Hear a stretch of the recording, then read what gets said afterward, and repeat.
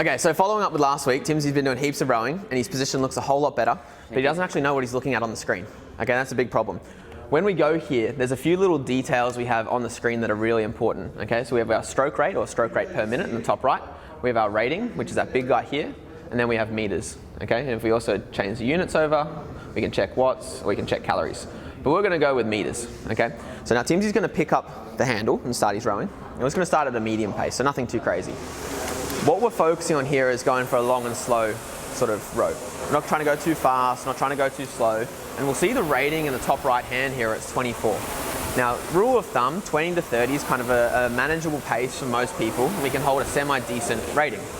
Now, if we bump this up, but don't actually go any faster, so Timsy, you go quite fast for me, but the score does come down, but it's not very significant in terms of how hard he's actually working. So we're gonna pull that down a bit, Timsy.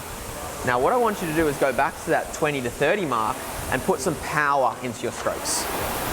So he's coming up and down the slide quite slow. He's still in the 20 to 30 range, but his numbers are far, far better.